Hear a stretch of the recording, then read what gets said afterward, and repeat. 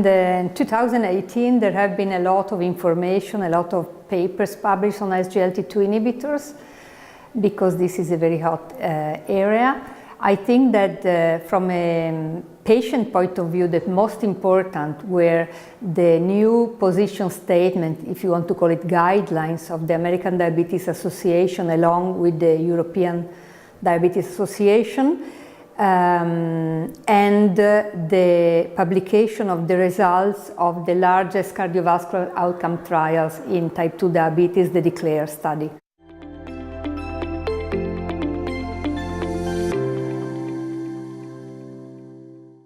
The guidelines made a huge change compared to the previous guidelines from the two major diabetes societies, in that they realized that in order to decide what to use after metformin in patients with type 2 diabetes, you need to decide if patients have cardiovascular disease. And that's the big novelty, the big change.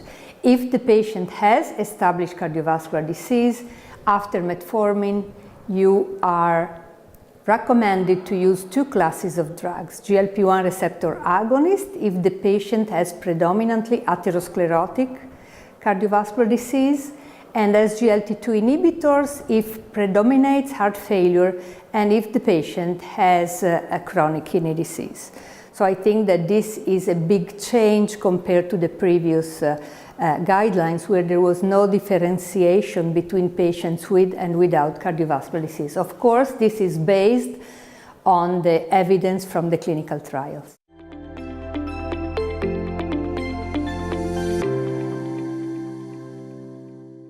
This study is the largest cardiovascular outcome trial in patients with type 2 diabetes. Importantly, it studied over 17,000 patients, 60% of them without cardiovascular disease. So these are patients in primary prevention. So the inclusion criteria compared to previous studies are different, in that in previous studies either there were no patients in primary prevention or a minority. Here are the majority. In addition, patients with impaired renal function were excluded from the study, and we know that those are the patients with the highest cardiovascular risk. So basically, the DECLARE trial enrolled patients not at a very high cardiovascular risk. The results clearly demonstrate that with dapagliflozin there was a reduction in hospitalization for heart failure, and even in this low-risk population, and in reduction in progression towards end-stage renal disease. So very strong evidence of kidney protection and heart protection, even in a reasonably low patient population.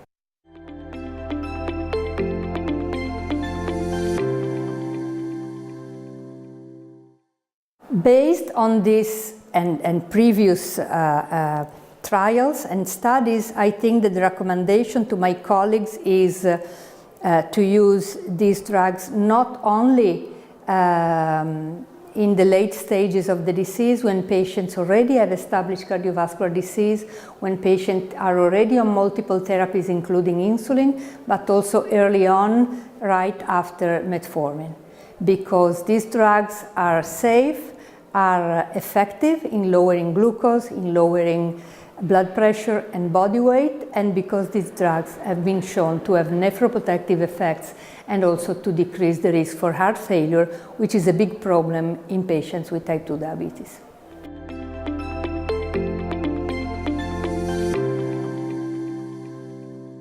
I think what I look forward is to hear about the results on ongoing large trials on heart failure and the progression of kidney disease that are being performed in a mixed population of patients with type 2 diabetes, but also with chronic kidney disease without diabetes.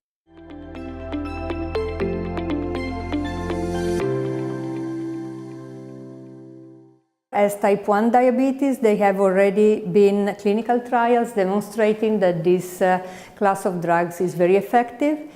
However, there is an increased risk of diabetic ketoacidosis in this patient population that we know is there, and that can minimize with the proper education of and selection of the patients. We are waiting for more data and for the decision of the regulators to see whether we are allowed to use these drugs also in patients with type 1 diabetes, because clearly there are a lot of benefits in terms of glycemic control, in terms of hypoglycemia, in terms of body weight.